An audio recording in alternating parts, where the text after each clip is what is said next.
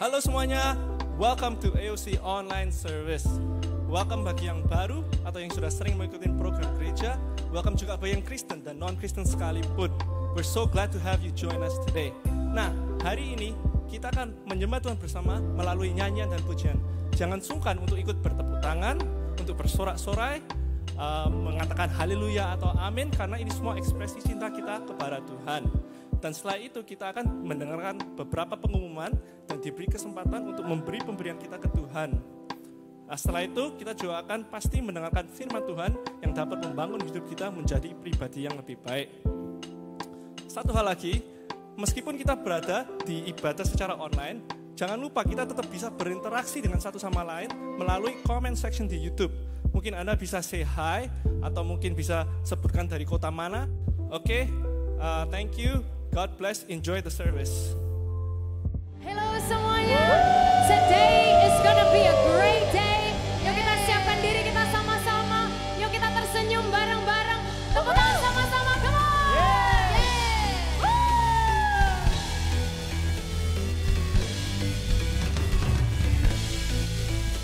We praise you Jesus. Nyanyikan sama-sama. Kau ciptakan alam semesta dengan kemuliaan-Mu. Kau letakkan dasar lautan dengan kekayaan-Mu. Ku mau pahami betapa luas, ku mau kenali betapa besar cinta-Mu.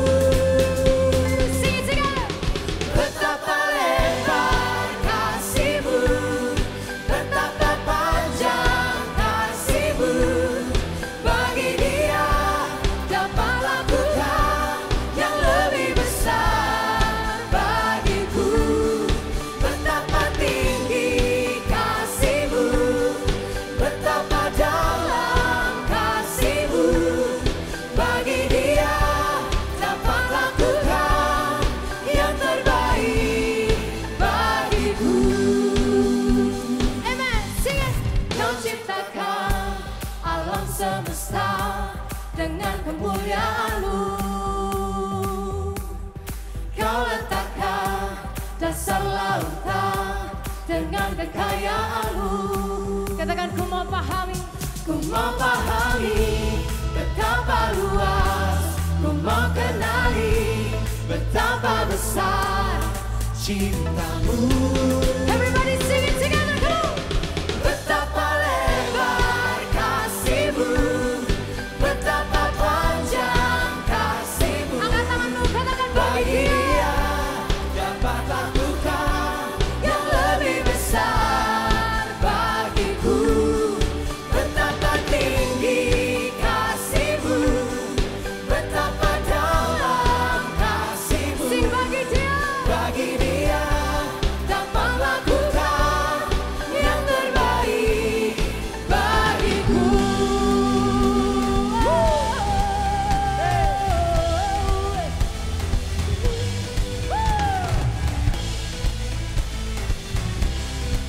Oh, we praise you, Jesus. Tepuk tangan sama-sama, come on. Setiamu baik buat kami Tuhan, cintamu tidak pernah habis buat hidup kami. Oh, we praise you Jesus, we give you thanks. Kami bersyukur hari ini Tuhan buat cintamu bagi kami. Thank you Lord. Sing it together. Betapa lebar kasih-Mu, betapa panjang kasih-Mu. Angkat tangan kita sama-sama. Bagi Dia dapat lakukan yang lebih besar bagiku. Betapa tinggi kasih-Mu, betapa dalam kasih-Mu. Bagi Dia dapat lakukan yang terbaik bagiku. Come on, tepuk tangan yang luar biasa bagi Yesus Tuhan. Oh, thank you Jesus. Woo. Kita tadahkan kedua tangan kita bersama-sama. God, we focus on you today. Thank you, Lord. Can't go back to the beginning. Can't control what tomorrow will bring. But I know here in the middle is a place where you promised to be. Sama-sama katakan, I'm not enough. I'm not enough unless you come. Will you meet me here again? Oh, Jesus, 'cause all I want is all you are. Will you meet me here again?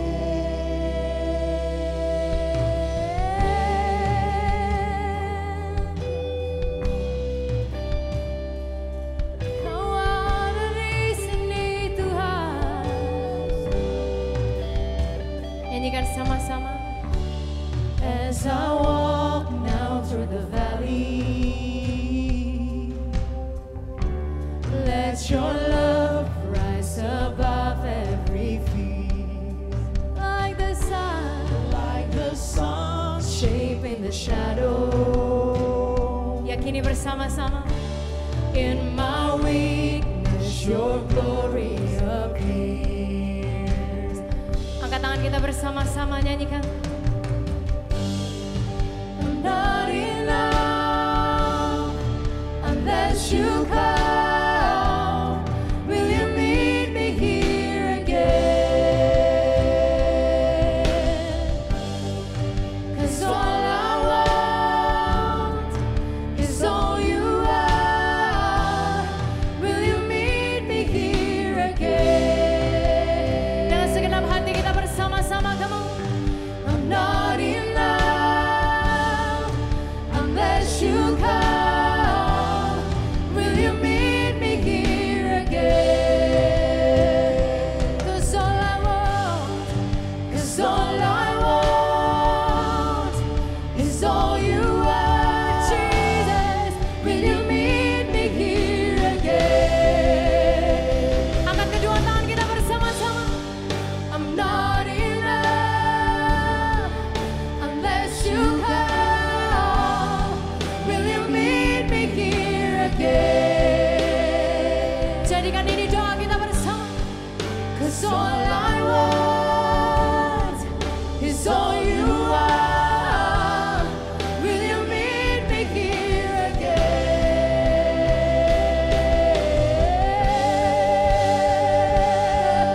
Hallelujah.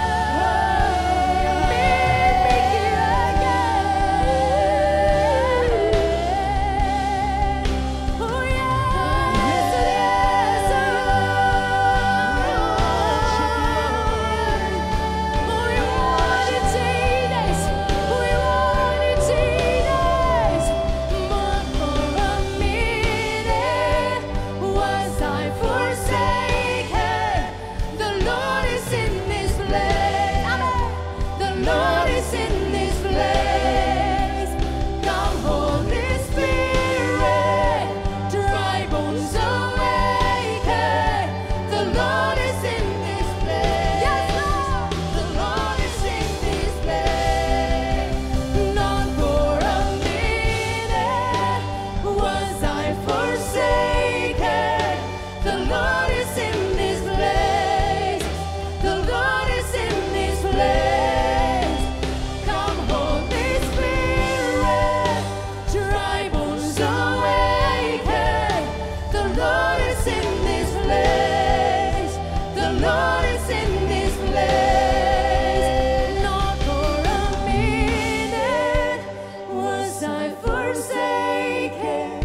The Lord is in this place. The Lord is in this place. We believe it. Come, Holy Spirit, dry bones awaken. The Lord is in this place. The Lord is right there, right there, right there.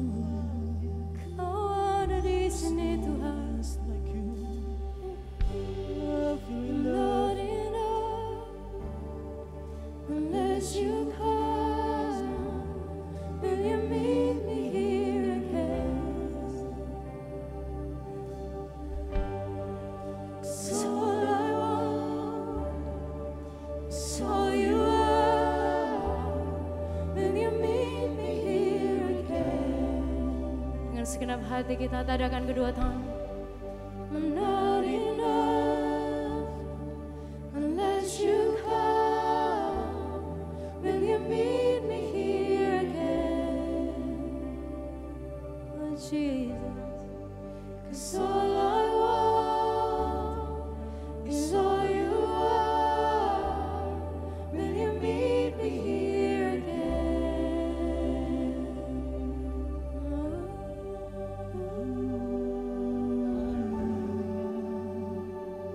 Bapak Ibu Saudara sekalian, dimanapun Anda berada, di setiap ruangan di mana saudara berada, Anda di kamar, Anda di jalan, Anda di ruang tamu, dimanapun Anda berada, the Lord is right there in your place.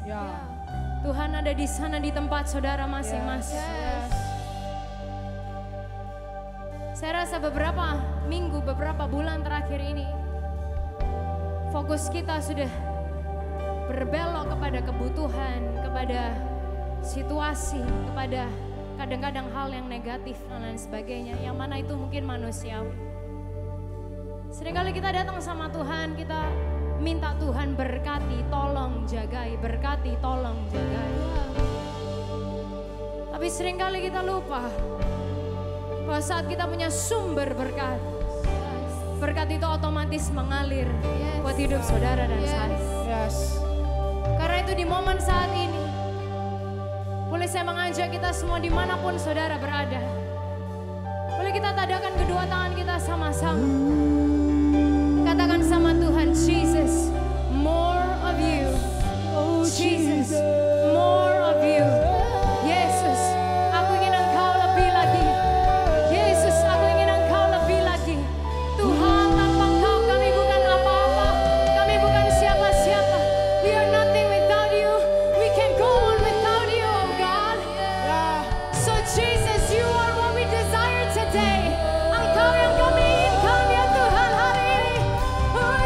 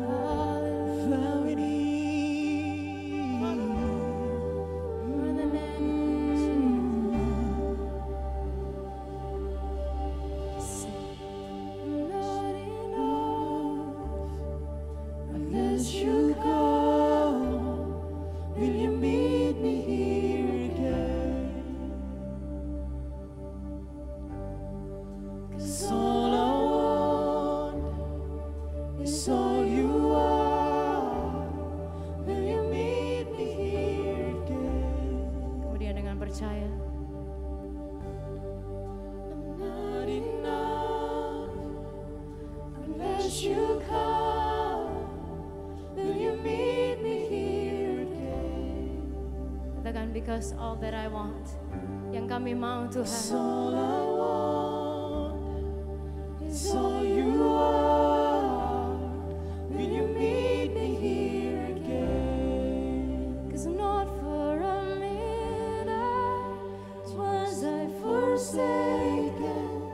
The Lord is in this place. The Lord is in this place. Katakan, Come Holy Spirit, dry bones awaken. katakan, the The Lord Lord is in this place. place. The Lord is in this place. Not for a minute was I forsaken. The Lord is in this place. The Lord is in this place. Come Holy Spirit, dry bones awaken. The Lord is in this place. The Lord is in this place.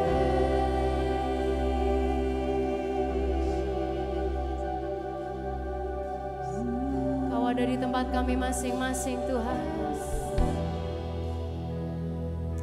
Praise you Jesus. Tuhan yang bersama kami, berjalan bersama kami. Ku tak takut, ku tak gentar, sebab Allah-Ku bersama kami. Tuhan yang bersama kami, berjalan bersama kami.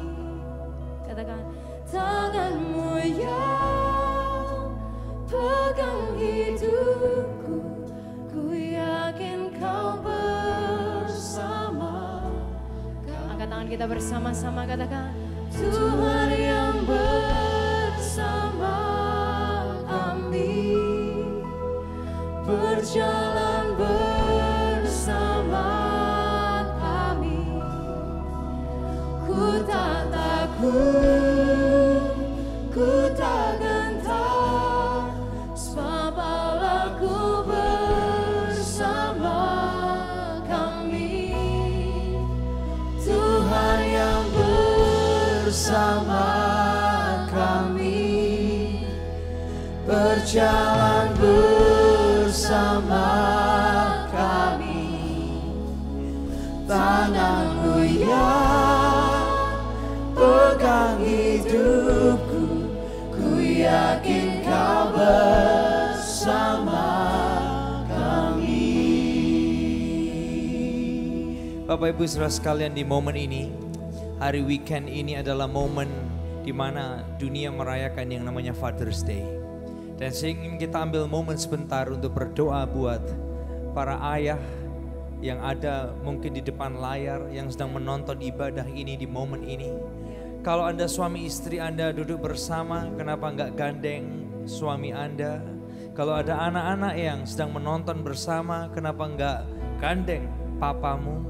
Dan kita mau berdoa bersama bagi ayah-ayah yang ada, mungkin Anda sedang menonton ibadah ini. Kenapa enggak tadakan kedua tangan saudara dan kita berdoa bersama-sama.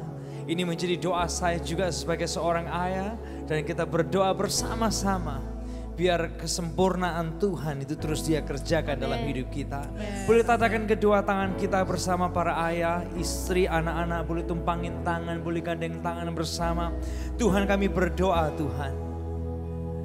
Kami berserah kepada Engkau Tuhan. Kami menyerahkan ayah-ayah, pria-pria yang ada dimanapun mereka menonton, mengikuti ibadah ini ya Tuhan. Kami berdoa kiranya kasih agape Tuhan. Kasih Kristus itu boleh membanjiri hati setiap ayah. Banjiri kami dengan hikmat, dengan pengetahuan, dengan discernment ya Tuhan. Banjiri kami dengan spirit excellent. Buat kami jadi pria-pria yang pure di hadapan Tuhan. Jadikan kami pria-pria yang blameless sampai kedatangan Kristus yang kedua kali. Biarkan buah-buah kebaikan, buah kebenaran, buah roh itu boleh mengalir di dalam kehidupan kami. Tuhan, kami berdoa kuasa-Mu itu menyokong kami para ayah ya Tuhan. Kami berdoa hikmat-Mu itu menuntun setiap kami para ayah ya Tuhan. Kami berdoa kiranya perspektif Tuhan itu boleh menjadi visi kehidupan kami ya Tuhan. Kami berdoa ya Bapa, biar kami boleh terus mendengar suara Tuhan. Kami boleh mengucapkan kata-kata Tuhan dalam bisnis kami, dalam keluarga kami, dalam pernikahan kami. Kami berdoa tangan Tuhan itu menjadi pelindung kami, menjadi penyokong kami. Kami percaya Tuhan, Kristus yang bersama kami. Engkau ada di atas kami, Engkau ada di dalam kami, Engkau ada di depan kami, Engkau ada di samping kami, Engkau ada di belakang kami.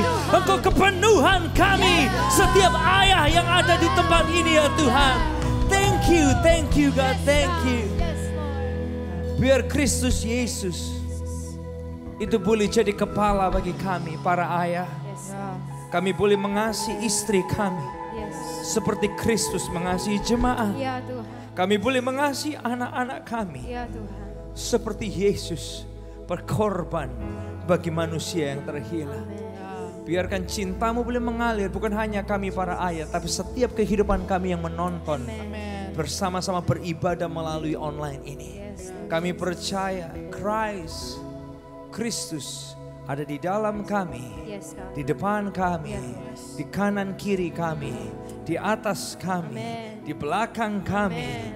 Engkau kepenuhan, kesempurnaan bagi kami. Thank you Tuhan, kami siap untuk diberkati lebih lagi. Di dalam nama Yesus, yang siap diberkati lebih lagi bersama kita berkata, amin, amin, amin, amin.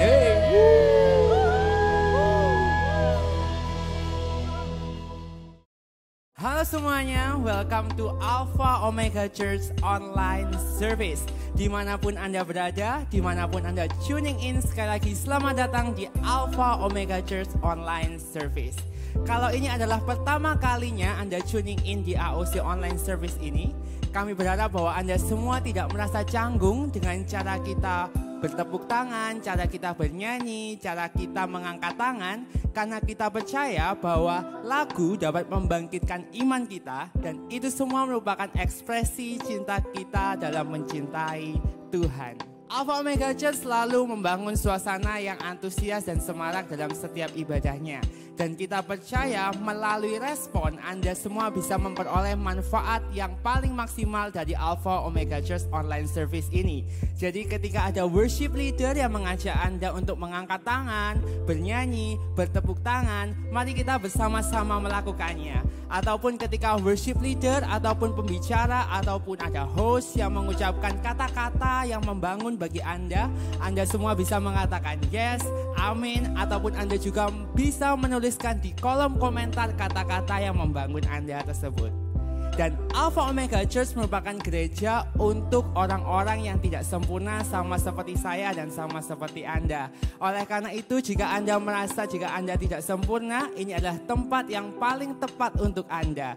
Dan jika Anda punya teman-teman ataupun kawan atau kerabat ataupun relasi yang juga tidak sempurna, Anda juga bisa mengirimkan link dari Alpha Omega Church Online Service ini kepada mereka dan mengajak mereka untuk bersama-sama bergabung dalam Alpha Omega Church Online Service. Berikutnya ada beberapa pengumuman yang hendak saya sampaikan. Yang pertama adalah mungkin Anda bertanya-tanya bagaimana saya bisa connect dengan Alpha Omega Church. Anda semua bisa langsung mengontak connect center kita yang ada di bawah ini. Jadi Anda bisa bertanya terkait acara-acara dari Alpha Omega Church, ibadah Alpha Omega Church, tentang komsel. Kalau Anda butuh didoakan juga, Anda juga bisa langsung menghubungi kontak yang ada di bawah ini. Yang kedua, komsel berjalan seperti biasa. Untuk Anda yang sudah mengikuti komsel, Anda bisa tetap menjalankan komsel Anda secara online ataupun tergantung kesepakatan dari masing-masing komsel. Dan jika Anda belum bergabung dalam komsel, ini adalah kesempatan Anda untuk bergabung dalam komsel. Anda juga bisa langsung menghubungi Connect Center yang ada di bawah ini untuk mengetahui kira-kira komsel mana yang tepat untuk Anda. Yang ketiga, kita nih sedang berada di YouTube channel dari Alpha Omega Church. Oleh karena itu, kenapa nggak kita tekan tombol like, kita share link dari Alpha Omega Church online service ini dan juga subscribe YouTube dari Alpha Omega Church supaya kita mendapatkan notification terkini nih terkait online service dari Alpha Omega Church. Dan juga lagu-lagu Sound of Praise saat ini sudah bisa didengarkan di banyak platform, di iTunes, di Spotify, di Amazon Music dan juga di Revivo. Jadi Anda bisa mendengarkan lagu-lagu Sound of Praise di platform-platform tersebut. Berikutnya, di Instagram Alpha Omega Church, di seluruh Alpha Omega Church itu di Darmo Permai Utara, Duku Kupang Timur, Palangkaraya dan juga Jakarta, kita selalu men-share ayat-ayat Alkitab. Oleh karena itu Anda bisa stay tune setiap harinya. Semoga kita bersama-sama terbangun melalui ayat-ayat yang dibacakan. So, enjoy the rest of the service and God bless you. Hari ini Bapak Ibu Saudara sekalian, kita akan masuk dalam momen untuk memberikan persembahan bersama.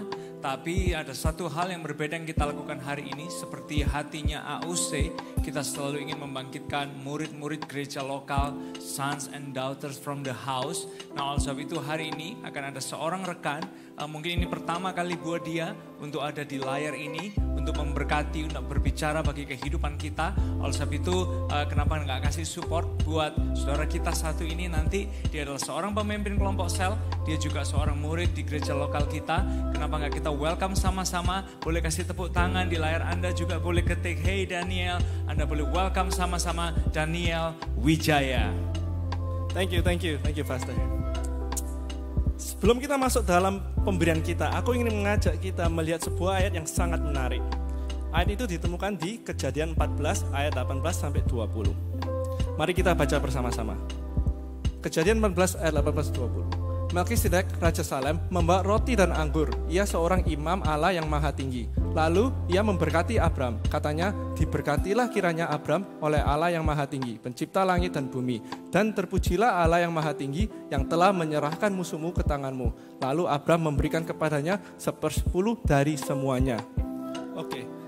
Dalam pengertian Alkitab, ada prinsip yang dikenal sebagai law of first mention, di mana kalau ada hal yang pertama kali disebutkan dalam Alkitab, ada sesuatu yang signifikan dan penting yang kita dapat pelajarin dalam konteks tersebut. Dan di ayat inilah merupakan pertama kalinya roti dan anggur yang menggambarkan perjamuan kudus disebutkan dalam Alkitab, dan juga pertama kalinya perpuluhan disebutkan dalam Alkitab.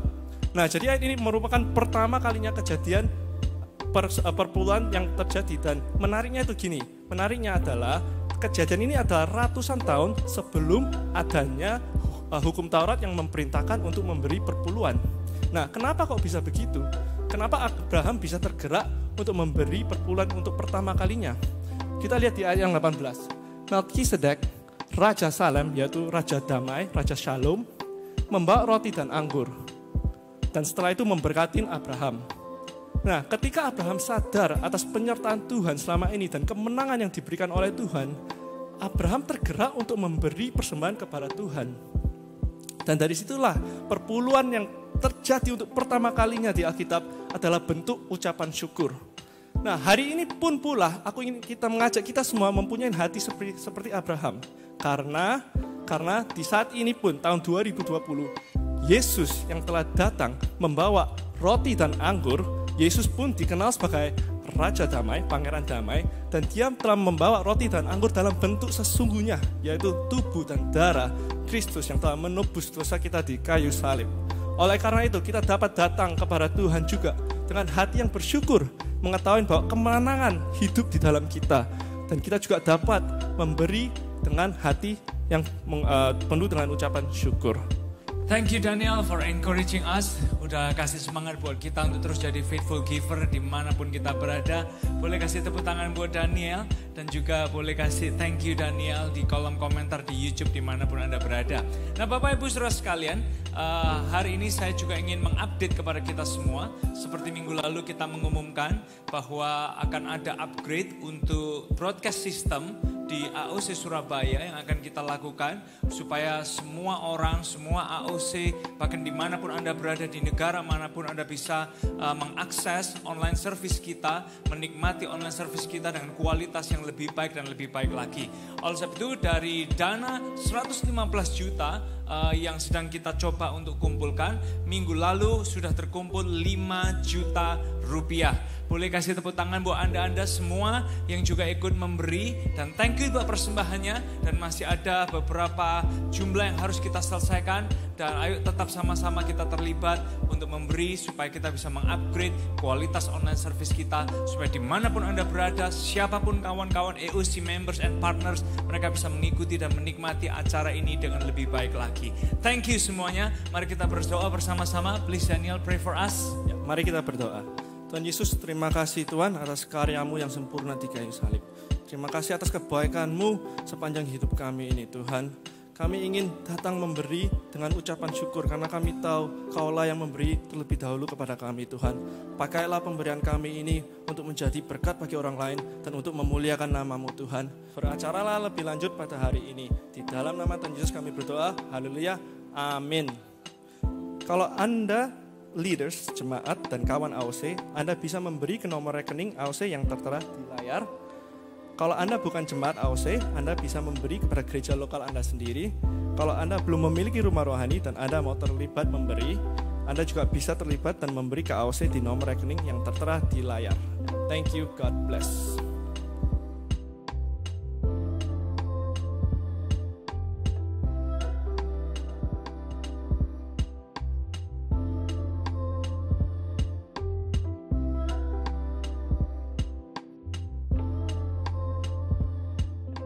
Welcome semuanya to Alpha Omega Church Online Service. Suatu kehormatan buat kita kalau Anda mau tuning in bersama dengan kita. Ada yang Kristen atau Anda bukan Kristen, Anda yang lama ataupun Anda yang baru. What an honor for us Anda mau tuning in bersama-sama dengan kita. Dan bulan ini kita ada dalam sebuah serial yang kita beri judul Bosku. Dan Anda ada di bagian yang ketiga hari ini. Kita akan membahas sebuah pembahasan yang sangat menarik. Saya beri judul ini, Kristen rasis. Ini akan kita bahas di bagian ketiga serial Bosku tentang Kristen rasis. Siap-siap Bapak Ibu Saudara sekalian, yuk kita jujur dengan diri kita masing-masing.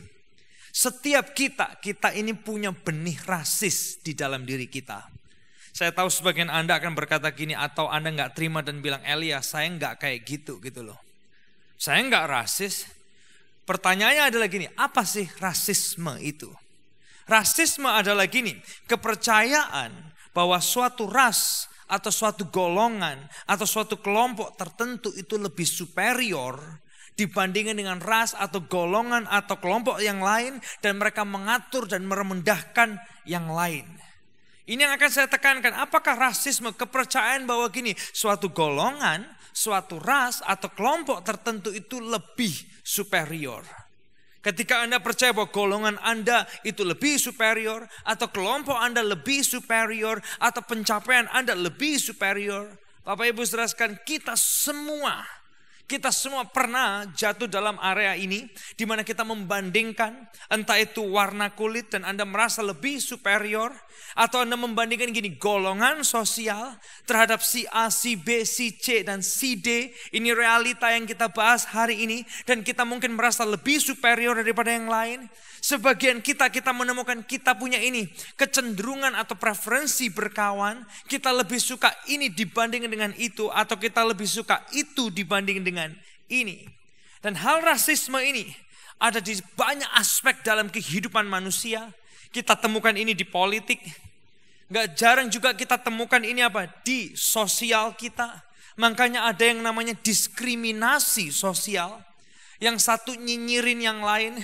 Bukan hanya tentang orang yang berlebih mungkin, kemudian dia merasa lebih superior dibanding yang mungkin merasa nggak berlebih. Tapi kadang yang nggak berlebih juga nyinyirin yang berlebih. Bapak Ibu Saudara sekalian, dan termasuk ini, perhatikan ini, nggak bisa kita sangkali. Perhatikan ini, di gereja pun hal seperti ini bisa terjadi. Well, sorry kalau Anda orang Kristen. Kalau Anda bukan orang Kristen, Anda perlu tahu di gereja pun kadang ada hal seperti ini. Ini realitanya, saya sedang tidak menghakimi Anda. Tapi kita yuk bersama-sama mengevaluasi diri kita. Sebagian kita ke gereja. Bukan untuk mengasihi Tuhan dan mengasihi sesama. Tapi untuk merasa ini, feeling superior dibanding dengan yang lain. Anda mungkin merasa lebih suci, lebih baik daripada orang lain. Atau Anda ke gereja untuk show off, Anda lebih tajir dibanding yang lain. Nah, di Alkitab ada nggak sih cerita tentang rasisme? Apa yang bisa kita pelajarin? Dan apa yang Alkitab dapat bantu setiap kita termasuk saya secara pribadi. Bagaimana supaya hal seperti ini tidak menjadi bos dan mengontrol pikiran kita dan mengontrol hati kita. Anda siap hari ini? Kalau Anda siap boleh tulis ketik di kolom komen. Siap. Hei, kenapa nggak tulis di kolom komen? Semangat. Karena apa Bapak Ibu Saudara sekalian? Di online moment seperti ini banyak sekali kita yang mungkin udah patah semangat. Udah mungkin males-malesan. Tapi ketika Anda ketik, hei tetap semangat semuanya. Itu membuat satu dengan yang lain kita bisa saling memberikan dorongan. Nah yuk kita lihat. Ada nggak sih di Alkitab cerita tentang hal seperti ini? Galatia pasal yang kedua, ayat yang ke-11 sampai ayat yang ke-12 dan ayat yang ke-14. Ini tulisan seorang yang bernama Paulus dan ini diceritakan ketika dia berjumpa dengan orang yang bernama Petrus dan apa yang terjadi. Kita lihat sama-sama ya. Galatia pasal yang kedua, ayat 11, 12 dan 14. Tetapi waktu Kefas, yaitu Petrus, Simon Petrus, bagi Anda yang lama di gereja Anda tahu, bagi yang baru saya ceritakan, datang ke Antioquia, aku berterang-terangan menentangnya sebab ia salah. Salahnya di mana? Lihat ayat selanjutnya. Karena sebelum beberapa orang dari kalangan Yakobus datang, ia makan sehidangan dengan saudara-saudara yang tidak bersunat, alias orang-orang yang non-Yahudi, ya. Tetapi setelah mereka datang, yaitu kalangan Yakobus orang-orang Yahudi, ia mengundurkan diri. Petrus mengundurkan diri dan menjauhi mereka orang-orang yang tidak bersunat yang non-Yahudi itu karena apa? Takut akan saudara-saudara yang bersunat. Kalau Anda bisa ngikutin ceritanya alias gini. Ini Petrus orang Yahudi duduk dengan orang-orang yang bukan Yahudi. Tapi ketika saudara-saudara yang Yahudi datang, Petrus mengundurkan diri karena apa? Karena dia takut akan orang-orang Yahudi yang lainnya akan menghakimi dia, akan menilai dia, akan mencelatu dia, akan ngomongin dia.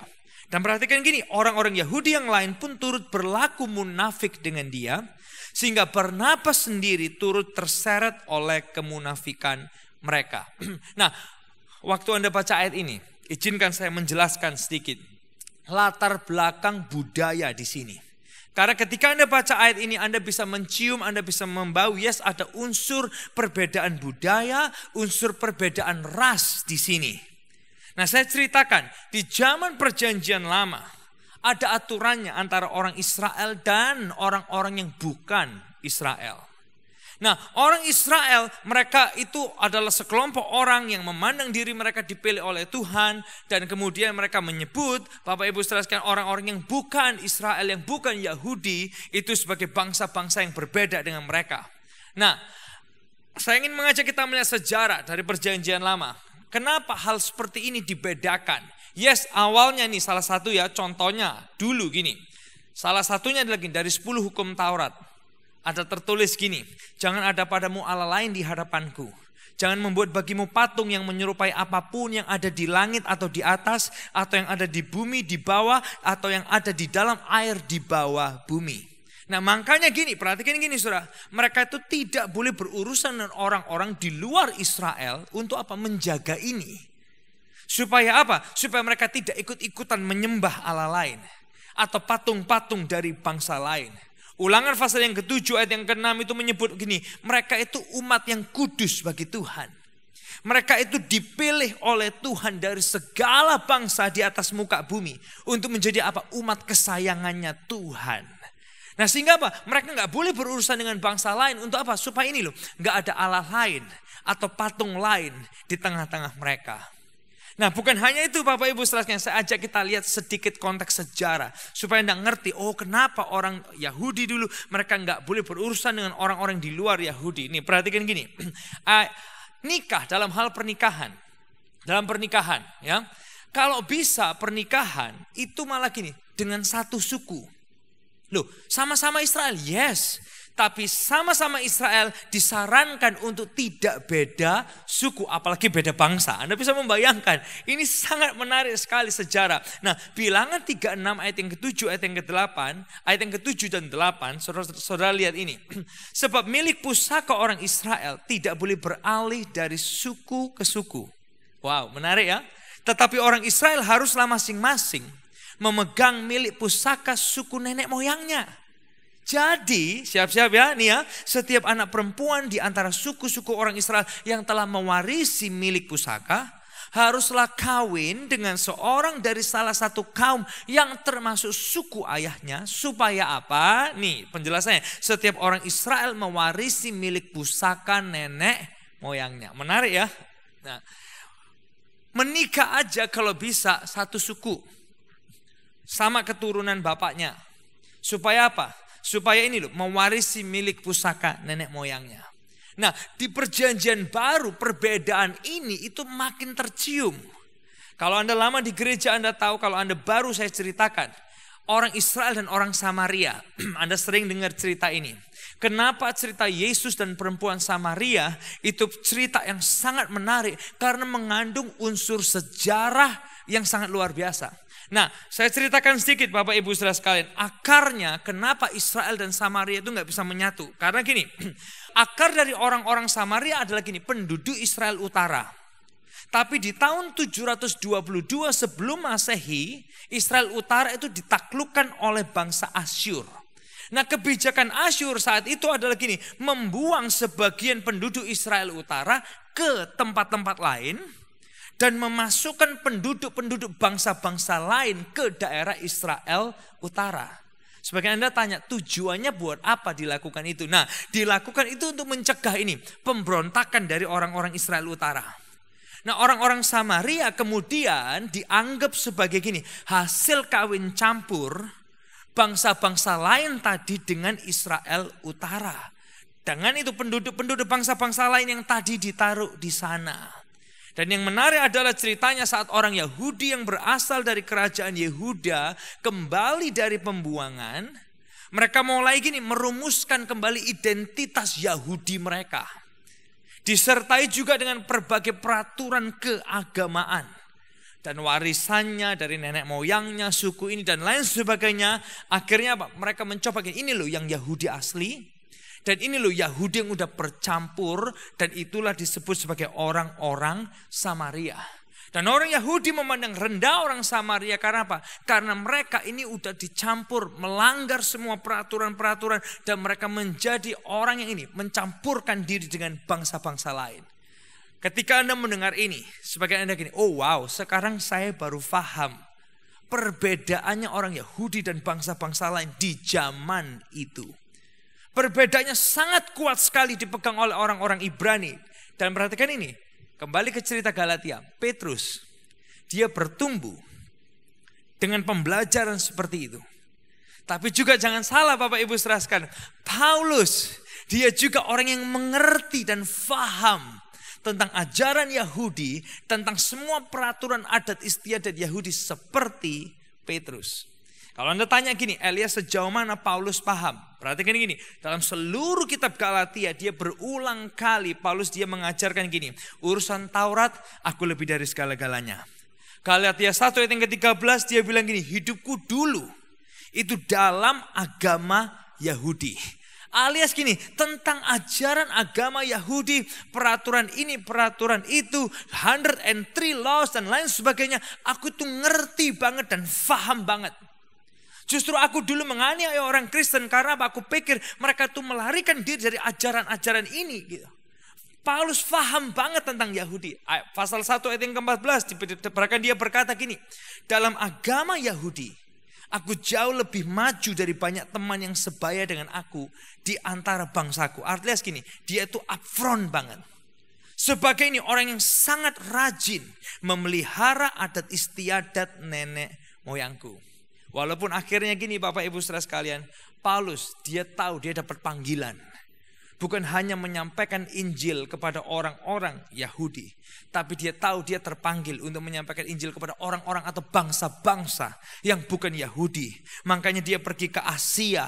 Termasuk kalau kita hari ini Bapak Ibu Saudara sekalian bisa mengenal Yesus dan anugerah keselamatan. Itu karena apa yang juga Paulus pernah lakukan. Makanya di Galatia 1, 15, 16 dia berkata gini. Waktu Ia yang telah memilih aku sejak kandungan ibuku. Dan memanggil aku oleh kasih karunia-Nya berkenan menyatakan anaknya di dalam aku. Supaya aku memberitakan dia di antara bangsa-bangsa bukan Yahudi. Maka sesaat pun aku tidak minta pertimbangan kepada manusia. Ayat yang ke-17 diceritakan bagaimana Paulus ke Arab. Dan kemudian dia kembali ke Damsyik. Nah ini sedikit pemahaman. Petrus dan Paulus sama-sama faham tentang pemahaman Ibrani atau Yahudi. Dan di momen itu waktu Petrus duduk dengan orang-orang non-Yahudi. Kemudian dia lihat ada orang-orang Yahudi datang.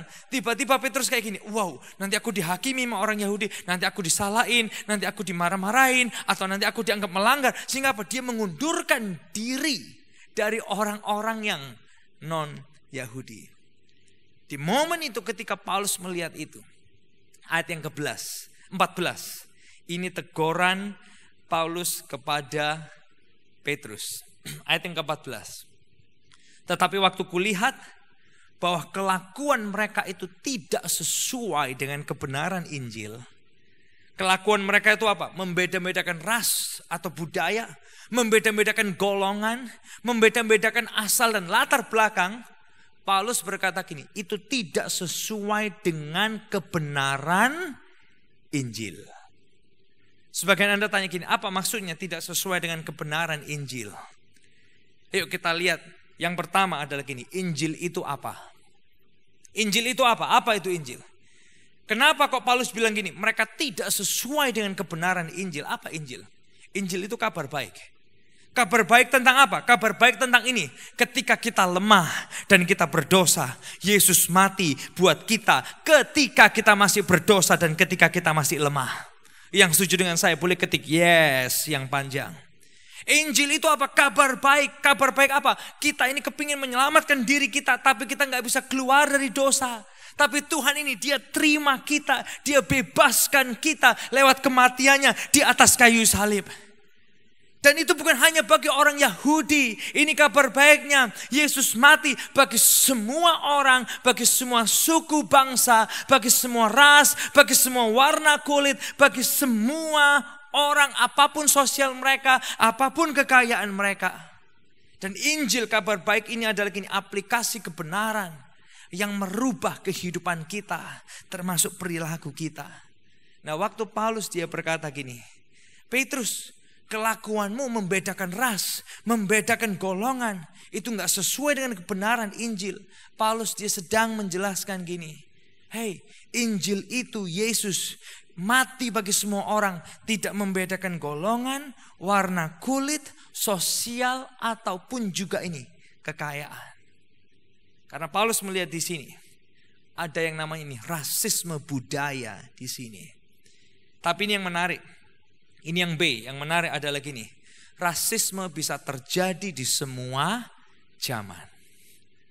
Rasisme bisa terjadi di semua zaman, termasuk di zaman kita. Mana Elia di zaman kita? Well, coba kita lihat.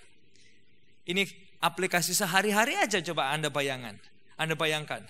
Mudah banget kita menunjukkan perbedaan dan merasa ini superior atau lebih hebat daripada orang lain. Contoh ya, dia naik apa? Aku naik apa? Anda bisa merasa apa? Lebih hebat dari orang lain. Dia pakai apa? Aku pakai apa? Anda merasa apa? Feeling superior dibandingkan orang lain. Makanya muncul diskriminasi sosial dari mana? Karena ini perasaan ini, feeling superior dibandingkan dengan orang lain. Diskriminasi itu apa?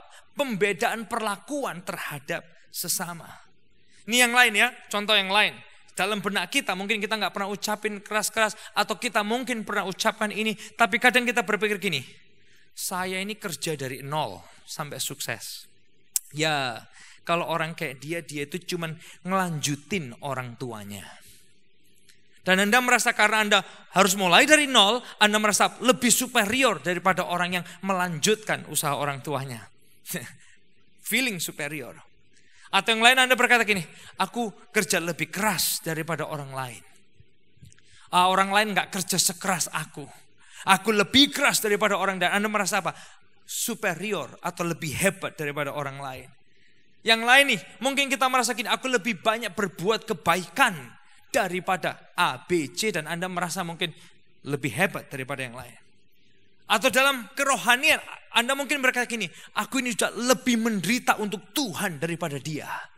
Dan Anda merasa gini, aku lebih hebat. Karena apa? Aku lebih menderita untuk Tuhan daripada dia.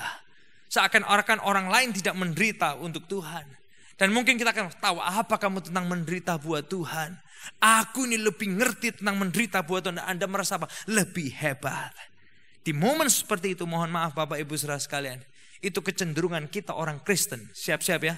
Jadi ini Kristen rasis. Kita merasa lebih hebat dari orang lain, kita merasa lebih kudus dari orang lain, kita merasa udah lebih berbuat banyak, lebih banyak menderita buat Tuhan dibanding orang lain. Ini contoh-contoh yang lain dalam kehidupan termasuk gereja. Kalau Anda bukan orang gereja, saya kasih tahu, yes, ada hal seperti ini di dalam gereja. Dan bagi kita orang gereja, ini momennya kita mengevaluasi diri. Apakah kita pengikut Kristus yang seperti ini? Nih di dalam lingkungan gereja orang Kristen, satu denominasi merasa apa? Lebih superior dibanding denominasi yang lain. Oh, kalau aku dari denominasi ini, mungkin Anda yang bukan Kristen Anda gini, denominasi itu apa toh? Well, Anda gak perlu pusing dengan itu Bapak Ibu saudara sekalian. Yang penting Anda tahu apa yang Yesus sudah lakukan buat hidup Anda. Yang satu merasa gini, doktrinnya lebih superior daripada yang lain. Yang satu merendahkan belief dan practice orang Kristen yang lainnya. Ini yang disebut sektarian. Karena apa? Merasa sektenya itu lebih superior dan merendahkan dan menghakimi yang lain.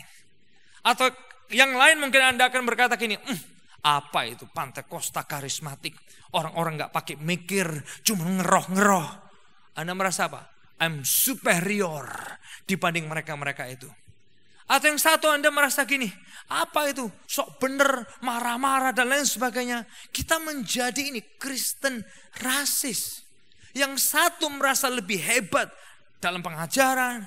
Yang satu merasa lebih hebat dalam fasilitas dan musik. Yang satu merasa lebih hebat karena apa? Lebih modern. Lebih hebat karena apa? Karena yang satu konservatif dan Anda merasa lebih hebat. Come on. Akhirnya apa? Kita menjadi ini loh Kristen rasis. Karena apa? Feeling superior satu dengan yang lainnya. Nih dalam area yang lain. Klasis terjadi membeda-bedakan kelas. Perhatikan gini Bapak Ibu saudara sekalian. Siap-siap. Ini mungkin menantang kita termasuk saya. Kita duduk dengan sopan di gereja dengan orang lain. Perhatikan ini.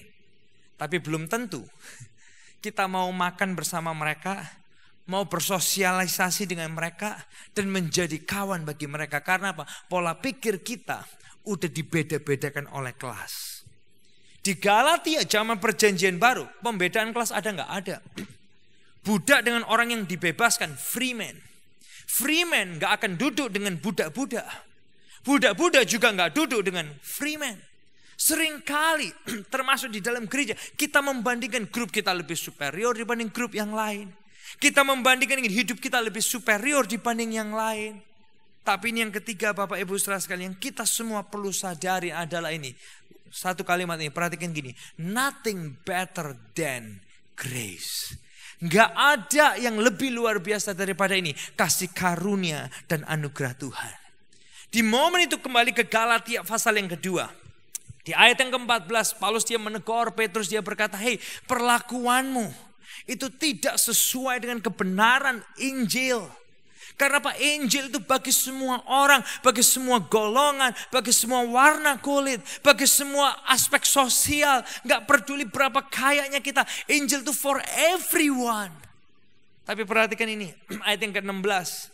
Ini yang Paulus juga ajarkan dan dia sampaikan adalah gini. Siap-siap ayat yang ke-16. Kamu tahu bahwa tidak seorang pun yang dibenarkan oleh karena melakukan hukum Taurat. Tapi, siap ya? Hanya oleh karena iman dalam Kristus Yesus. Wow. Hei, kita semua tahu nggak ada kita yang dibenarkan karena melakukan hukum Taurat. Kita nggak dibenarkan karena perlakuan kita, tapi hanya oleh ini, iman dalam Kristus Yesus. Artinya gini, hanya oleh kasih karunia Tuhan kita dibenarkan. Hanya oleh anugerah Tuhan kita bisa ngalamin keselamatan. Paulus sedang menyadarkan Petrus, hei sadar akan ini, pengalaman anugerah yang menerima setiap kita. Boleh kita ketik ini sama-sama di kolom komen. Sadar pengalaman anugerah yang menerima kita. Paulus sedang menyadarkan Petrus, hei sadar please, pengalaman anugerah yang menerima kita apa adanya. Anugerah yang tidak membeda-bedakan kita. Jangan lupa anugerah yang merangkul kita tanpa menghakimi kita. Petrus yang udah 3 kali nyangkalin Yesus dan meninggalkan Yesus, tapi anugerah tetap merangkul dia. Paulus yang udah pernah menganiaya orang-orang Kristen, orang kebaktian dianiaya sama dia, orang ibadah dianiaya sama dia. Paulus juga sadar kalau tidak karena kasih karunia dan anugerah, kita semua gak bisa ngalamin kebaikan Tuhan. Sehingga ini tag kita hari ini. Ada satu tag yang saya ingin ajak kita ingat bersama-sama adalah ini. Pengalaman anugerah ajar kita tidak rasis. Boleh ketik di kolom komen sama-sama semuanya. Pengalaman anugerah ajar kita tidak ini loh, feeling superior. Merasa sok hebat satu dengan yang lainnya. Karena Injil bukan hanya bagi golongan tertentu. Bukan hanya bagi orang tertentu. Yesus mati bukan hanya untuk golongan tertentu atau ras tertentu atau gender tertentu. Makanya dalam Galatia 3 ayat yang ke-28. Paulus dia menuliskan gini, dalam hal ini tidak ada orang Yahudi atau orang Yunani. Tidak ada hamba atau orang merdeka. Tidak ada laki-laki atau perempuan. Anda perlu tahu zaman dulu laki dan perempuan itu sangat dibedakan. Tapi bersyukur sama Yesus, dia mengajarkan hal yang powerful. Sehingga apa? Laki dan perempuan itu tidak dibeda-bedakan lagi. Karena siapa? Kita semua adalah satu di dalam Kristus Yesus. Wow. Ketika Anda baca ini bukan berarti perempuan dan laki sama, same gender. Bukan. Kita tidak identical. Perhatikan gini. Kita tidak identical tapi satu dalam Kristus. Kita tidak identical tapi kita satu dalam Kristus. Yesus tidak membeda-bedakan, anugerah Tuhan tidak membeda-bedakan. Boleh ini tag kita hari ini. Pengalaman anugerah ajar kita tidak rasis. Boleh ketik di kolom komen sama-sama semuanya. Pengalaman anugerah ajar kita tidak ini loh, feeling superior. Merasa sok hebat satu dengan yang lainnya. Orang yang bernama Gregory of Nyssa di abad yang keempat. Dia berjuang melawan slavery. Ketika dia ini faham ajaran Yesus yang tidak membeda-bedakan. Dan itu membuat Gregory of Nyssa, dia fight slavery. Pengalaman anugerah ajar kita tidak rasis. Saya mau cerita di tahun 900 sampai 1000 sekian. Itu ada sebuah pasukan yang namanya Viking. Orang-orang Viking ini adalah orang-orang yang kejam, orang-orang yang brutal, orang-orang yang kuat, jago perang. Dan mereka juga orang-orang yang melakukan ini, perbudakan. Tapi ini yang luar biasa. Di awal-awal tahun 900-an, kekristenan itu masuk di tengah-tengah orang-orang Viking ini. Dari mana masuknya? Ini masuknya dari ini, Bapak Ibu saudara sekalian. Orang-orang Kristen Eropa yang berdagang berlalu lalang dengan mereka. Dan yang menarik adalah di tahun 1050, kebanyakan orang Viking itu menjadi orang Kristen. Mereka dibaptis, mereka pergi ke gereja, mereka dikubur dengan cara Kristen. Dan di akhir dari mendekati 1100 atau 1200 itu, ini yang menarik. Perdagangan perbudakan di tengah-tengah orang Viking itu menghilang. Karena apa? Karena mereka mengerti ajaran Yesus dan anugerah yang tidak membeda-bedakan. Sehingga ini tag kita hari ini. Pengalaman anugerah ajar kita tidak rasis. Hei, Yesus gak rasis. Di perjanjian lama Elia dia melayani Naaman, itu non-Yahudi. Elisa melayani janda Sarfat, itu non-Yahudi. Yesus kepada perempuan Samaria, Anda sudah dengar tadi background ceritanya tentang Samaria.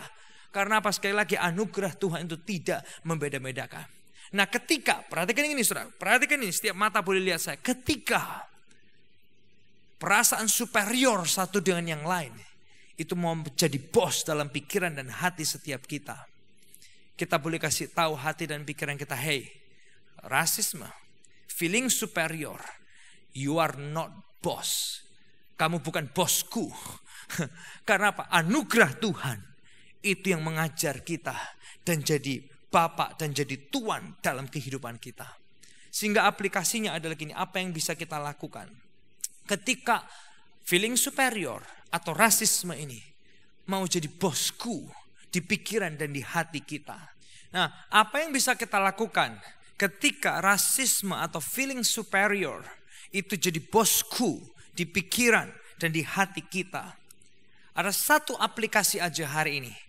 Ada satu aplikasi aja yang bisa membantu kita bersama-sama ketika feeling superior itu mau jadi bos kita. Yang pertama adalah gini, ini yang satu-satunya adalah ini, aplikasinya adalah ini. Ingat pengalaman anugerah yang menerima kita. Tapi saya sering lupa, makanya kita perlu Roh Kudus. Roh Kudus jadi penasehat, jadi guru kita. Mengingatkan kita tentang pengalaman anugerah yang menerima kita. Boleh kita ketik sama-sama ini, ingat pengalaman anugerah. Boleh ketik sama-sama, yuk kita saling mengingatkan satu dengan yang lainnya. Ingat pengalaman anugerah. Ingat pengalaman anugerah artinya gini, waktu Tuhan terima kita apa adanya. Waktu Tuhan cintai kita tanpa menghakimi kita. Waktu Tuhan mencintai kita walaupun kita sedang berdosa dan kita sedang lemah. Waktu Tuhan cintai Petrus walaupun dia udah menyangkali Tuhan dan meninggalkan Tuhan. Waktu dia mencintai Paulus yang membuat Paulus bisa mencintai orang di luar Yahudi karena apa? Dia ingat bagaimana Tuhan udah begitu cinta kepada dirinya. Waktu dia menganiaya pengikut Yesus, waktu dia benci Yesus, justru Yesus datang dan merangkul Paulus dengan anugerahnya. Ingat pengalaman anugerah yang menerima kita. Saudara, ketika kita semua ingat pengalaman anugerah yang menerima kita, itu membuat kita bisa gini loh, menerima sesama. Oh iya ya, Tuhan udah lebih dahulu menerima dan baik untuk aku. Membuat kita jadi gak gampang merasa superior, lebih tinggi daripada yang lain. Karena apa? Tuhan juga gak ngituin kita. Membuat kita jadi gak gampang menghakimi sesama. Karena apa? Kita sadar Tuhan juga gak menghakimi kita. Membuat kita bisa stay netral dengan perasaan kita dan pikiran kita. Karena apa? Kita udah tahu Tuhan udah lebih dulu rendah hati buat kita. Sebagian Anda mungkin argue saya dan berkata, Elia, tapi Paulus yang sama nulis di 2 Tesalonika 3 ayat yang ke-14-15. Dia pernah anjurin gini, Elia, kalau ada orang yang gak dengar-dengaran, suruh jangan bergaul. Itu kan sosial diskriminasi. Perhatikan Bapak Ibu saudara sekalian, baca ayat jangan satu kalimat ya. Kita perlu baca seluruh teksnya. Di ayat itu dia sedang menjelaskan bukan sosial diskriminasi. Tapi jangan tertular ini loh, kebiasaan buruknya. Jangan tertular kemalasannya. Jangan tertular gaya hidupnya yang buruk. Malah di ayat yang ke-15 Paulus anjurkan gini. Jangan anggap dia sebagai musuh. Tegurlah dia sebagai saudara. Wow, justru ada momen anugerah yang harus kita sampaikan. Nah, termasuk kita orang Kristen, kita perlu dengar ini karena kita itu rasis loh. Kadang apa? Beda doktrin, beda gereja aja udah dianggap kayak musuh, benar nggak? Nah, kata tegurlah itu dipakai kayak gini. Bukan saudara ya, tapi kayak memerangi satu dengan yang lainnya. Menyalah-nyalahkan, menjelek-jelekan, menghina-hina. Untuk apa? Feeling superior satu dengan yang lainnya. Tapi ayat ini bukan untuk sosial diskriminasi. Justru ayat ini Paulus dia ngajarin, hey, ingat anugerah. Tegurlah dia dengan kemurahan hati sebagai seorang saudara. Tanpa kita terpengaruh yang buruk. Nah, saya ingin akhiri dengan satu penjelasan ini. Boleh semua mata lihat saya, ini powerful sekali penjelasan ini. Yakobus dia pernah menulis sebuah tulisan yang menarik. Perhatikan ini, Anda yang Kristen lama Anda mau dengar ini. Anda yang Kristen baru Anda juga mau dengar ini. Semua mata boleh lihat ke layar. Yakobus 1 ayat yang ke-9 sampai ayat yang ke-10. Perhatikan ini. Yakobus dia berkata gini. Baiklah saudara yang berada dalam keadaan yang rendah. bermegah karena kedudukannya yang tinggi. Dan orang kaya karena kedudukannya yang rendah, sebab ia akan lenyap seperti bunga rumput. Wow, Anda baca ayat ini Anda bingung, apa ya maksudnya ya? Orang rendah bermegah karena kedudukannya yang tinggi. Orang kaya bermegah karena kedudukannya yang rendah. Wow, apa ini maksudnya ini? Orang yang bernama Tim Keller dia menjelaskan gini, siap-siap ya. Dalam keadaan rendah, bermegah karena kedudukan tinggi alias gini, ingat. Hanya oleh kasih karunia Tuhan, dia jadikan kita anak-anak Tuhan. Oleh kasih karunia Tuhan, kita yang rendah berharga di mata Tuhan. Kita yang rendah jadi biji matanya Tuhan. Jadi ahli waris kerajaan sorga. Punya tempat di sorga. Ini kedudukan yang tinggi sekali. Hanya dari Tuhan saja. Dan kemudian dia berkata gini. Dalam keadaan kaya. Bermegah karena kedudukan rendah. Wow. Apa artinya? Alias gini, ingat. Hanya oleh kasih karunia anugerah Tuhan saja. Kita manusia berdosa. Kita yang kotor. Kita yang gak bisa keluar dan bahkan mati dari dosa karena dosa. Tuhan yang mau mati bagi kita. Tuhan sudi datang ke dunia bagi kita. Orang yang rendah, orang yang kotor ini. Waktu kita rendah-rendahnya di hadapan Tuhan. Justru dia mau berkorban bagi kita. Alias gini, ingat pengalaman anugerah yang menerima kita. Boleh ketik sekali lagi, ingat pengalaman anugerah yang menerima kita. Dan ini yang membantu kita. Ketika rasisme atau feeling superior itu mau jadi bos kita. Kita ingat gini, pengalaman anugerah akhirnya kita jadi orang apa? Berkemurahan satu dengan yang lainnya. Ketika kita mau sok gini, aku lebih benar daripada kamu. Kita ingat gini, iya ya aku dulu juga gak benar tapi Tuhan cinta aku. Ketika kita mau gini, aku lebih kudus daripada kamu. Kita ingat gini, iya ya aku dulu juga gak kudus tapi Tuhan sudi mau mencintai aku dan menguduskan aku. Ketika Anda merasa gini, aku lebih menderita buat Tuhan daripada orang lain. Dia sih gak sehebat aku dalam penderitaan. Anda akan gini, oh iya ya, aduh Tuhan juga lebih menderita daripada saya. Dan kita akhirnya apa? Lebih berkemurahan satu dengan yang lainnya. Ketika kita mau sok-sokan merasa lebih hebat, lebih feeling superior satu dengan yang lainnya. Aku lebih kaya, Anda akan ingat gini, iya ya. Kita ini orang yang dulu juga kotor tapi dicintai Tuhan. Wow, Anda akhirnya apa? Bisa berkemurahan satu dengan yang lainnya. Mohon maaf ya, kalau Anda mungkin Anda merasa Anda rendah dan Anda sering nyinyirin orang sok kaya, orang sok hebat. Anda suka nyinyirin orang lain. Ingat, walaupun Anda rendah, tapi Anda dijadikan anak-anaknya Tuhan. Ahli waris kerajaan sorga. Dan itu membuat kita gini, oh iya ya, kita semua sama di hadapan Tuhan. Nah tiap kali benih ini mencoba mendominasi jadi bosku.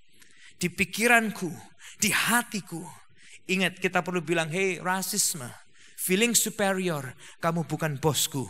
Yesus dan anugerahnya itu bosku. Roh Kudus bantu aku ingat bahwa engkau Tuhan, engkau maha pengasih, anugerahmu itu yang jadi bos dalam kehidupanku. Satu hal, satu hari, kalau kita semua ke surga, perhatikan gini. Di surga akan ada banyak perbedaan. Orang-orang dari sosial latar belakang yang berbeda, ras budaya yang berbeda. Kalau kita gak suka perbedaan, jangan-jangan kita gak akan enjoy sorga suatu hari kelak. Tapi yuk biar kita hari ini belajar. Ketika feeling superior mau jadi bos kita bilang anugerah Tuhan. Itu membuat kita bisa berkemurahan satu dengan yang lainnya. Gak merasa sok hebat satu dengan yang lainnya. Gak merasa lebih tinggi satu dengan yang lainnya. Gak merasa lebih kudus satu dengan yang lainnya. Tapi kita bisa terus berkemurahan satu dengan yang lain. Dan kita boleh terus bertumbuh bersama-sama. Melihat Tuhan terus menyempurnakan kita. So di akhir pembahasan ini, Kristen atau bukan Kristen, Anda yang lama atau yang baru, jujur aja nih, ini yang kita bahas hari ini. Kita semua lahir, kita punya benih rasis. Feeling superior satu dengan yang lainnya. Kalau Anda bukan orang gereja dan Anda pernah mengalami perlakuan orang Kristen yang seperti itu, hey, on behalf of church people, we are sorry. Tapi hari ini kita belajar bahwa gini, Yesus dia gak membeda-bedakan. Anugerah Tuhan itu tidak membeda-bedakan.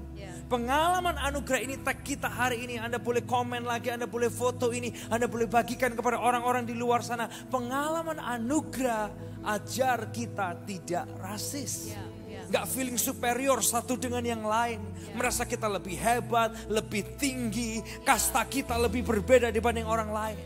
Dan hari ini kita belajar apa yang Paulus tulis dari Yesus yang memberikan cintanya kepada Paulus. Dan dia bilang dalam hal ini yang kita pelajarin hari ini, tidak ada orang Yahudi atau orang Yunani, tidak ada hamba atau orang merdeka, tidak ada laki-laki atau perempuan, karena kamu semua, kita semua, perhatikan ini, adalah satu dalam Kristus. Dan aplikasinya simple aja hari ini, satu aja. Ketika rasisme atau feeling superior itu jadi bos di kepala kita, jadi bos di hati kita, jadi bos di perasaan kita, aplikasinya satu aja. Ingat pengalaman anugerah yang menerima kita. Kasih tahu rasisme bahwa gini, well, kamu bukan bosku, kamu bukan bos di pikiranku, kamu bukan bos di hatiku. Yesus dan anugerahnya itu Tuhan dan bosku. Ketika kita ingat pengalaman anugerah, itu membantu kita. Ketika kita mau menghakimin orang lain, kita ingat, wow, Tuhan gak ngakimin kita. Ketika kita mau merendahkan orang lain, kita ingat, Tuhan gak ngerendahin kita.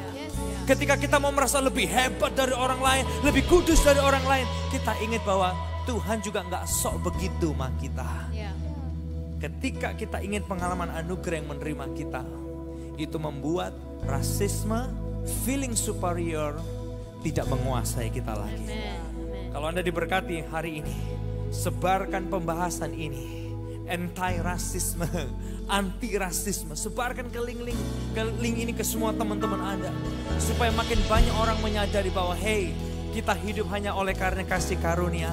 Yuk gak jadi sombong sama orang lain, gak ngerendahin orang lain, gak feeling superior terhadap orang lain, gak gaya-gayaan ngerendahin orang lain. Karena apa? Kita semua berdasarkan pada satu kasih karunia yang sama. Anda diberkati hari ini. Well, ini yang bisa Anda lakuin. Anda bisa repost link ini, bagikan kepada orang di kanan kiri Anda, bagikan kepada teman-teman Anda, biar kita merubah atmosfer kota kita merubah atmosfer bangsa kita merubah atmosfer kehidupan banyak orang mulai hari ini. Come on, let's do that. Ada satu lagu yang saya ingin kita nyanyikan bersama. Lagu ini yang mengingatkan kita tentang siapa kita di dalam Tuhan. Kita gak perlu gaya-gaya, karena kita semua perlu hal yang sama ini. Anugerahmu. Siapa yang udah pernah dirangkul oleh anugerah Tuhan? Come on. Yeah. Thank you for grace and mercy.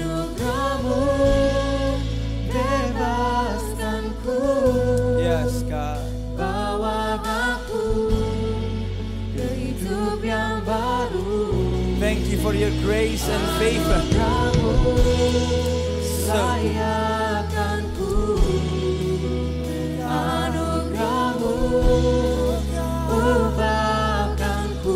Thank you, God. Thank you. Anugerahmu berkatiku. Anugerahmu layakkanku terima surgamu. Tuhan, thank you buat momen ini. Hari ini kami belajar pengalaman anugerah ajar kami untuk tidak rasis. Ketika rasisme atau feeling superior merendahkan orang lain, itu mungkin mau jadi bos di pikiran, di hati, di perasaan kami. Aplikasi simple hari ini kami belajar. Ingat pengalaman anugerah yang udah terima kita. Biar kami saat ini boleh diingatkan anugerah yang merangkul kami, anugerah yang memulihkan kami, anugerah yang memberkati kami, sehingga kami boleh berkemurahan dan beranugerah kepada orang di sekitar kami. Biarkan kami boleh bawa spirit ini ke dunia kami, di marketplace kami. Nama Tuhan terus dipermuliakan. Berkati kami Tuhan, berkati keluarga kami, berkati pekerjaan kami, pendidikan anak-anak kami, berkati keuangan kami. Yang butuh terobosan biar tangan Tuhan sendiri berperkara dalam hidup mereka mengerjakan terobosan. Yang butuh kesembuhan biar tangan Tuhan sendiri berperkara mendatangkan kesembuhan bagi mereka ya Tuhan. Bapa kami percaya Tuhan anugerah-Mu bersama dengan kami. Engkau di depan kami, Engkau di belakang kami, di kanan, di kiri kami, di dalam kami ya Tuhan. Sehingga kami boleh berjalan identitas kami di dalam anugerah dan kemurahan Tuhan. Di dalam nama Yesus semua yang diberkati bersama kita berkata, amin, amin, amin, amin, amin. Sampai jumpa minggu depan. God bless us.